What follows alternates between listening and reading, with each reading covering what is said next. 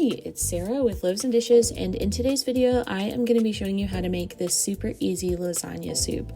So it's soup season, and I have seen a couple other people make lasagna soup, and I thought to myself, I can also make that, but I can make it a little bit simpler than how other people are trying to make it. So in a pot, I put down a little bit of oil. That's optional. I think there's enough fat in the sausage and the ground beef for it to not stick, but I just wanted to be sure. So if you just want to be extra careful, like a teaspoon of oil. It's not really much. And I'm using ground beef and Italian sausage because I really like Italian sausage in pastas and things, and the ground beef just gives it like it gives it extra flavor, it gives it something extra. So then I put in some Italian seasoning, I put in some extra oregano, and I put in some galt pepper and some garlic powder.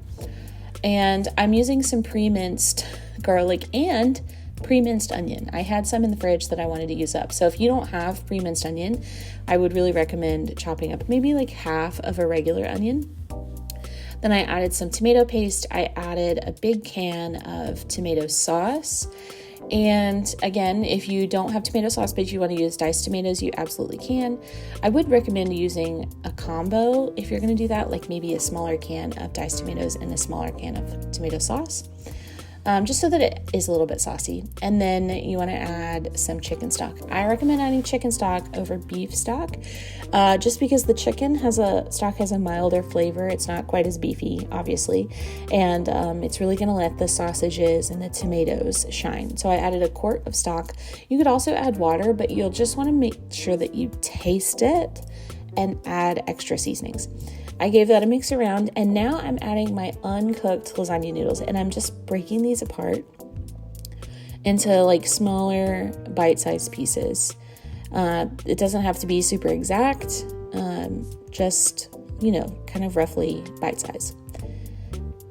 You know what would have been easier is if I had stuck these in a plastic bag and like whacked it with a spoon a couple of times. That would have been easier than doing it this way. So there's a tip for you. And then I just gave that a mix around just to make sure that all of the noodles were completely submerged and that everything was mixed together really well. And then I put the lid on it and I let that simmer for about 10 to 15 minutes. You want to check it at the 10-minute mark just to make sure that your noodles are getting cooked. And if they're not done, then you can leave it for some extra time. Right at the end, I added some heavy cream. It was about half a cup. Goose is very unhappy that I'm recording this right now. He wants to play outside.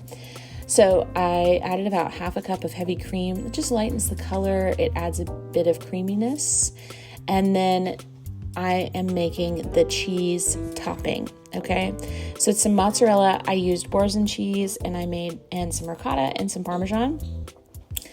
And this was so good. You can't have a lasagna without ricotta cheese. I was like, you need to have some sort of cheese topping, but I wanted it to be softer and creamier, and so I came up with this mixture. And the Borsin cheese is a little bit expensive, but trust me, it has all of the seasonings and stuff in it so that you don't have to add more to this. You can obviously add more seasonings to this if you would like, but I'm a big fan of Borsin cheese. It is a little bit expensive, but sometimes it's worth the splurge. And I think this is one of those times. So you're going to have a delicious, decadent lasagna soup.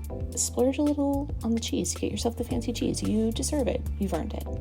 And there it is, a beautiful and delicious bowl of lasagna soup. If you want to see more, be sure to check out Loaves and Dishes. And thanks for watching. Bye.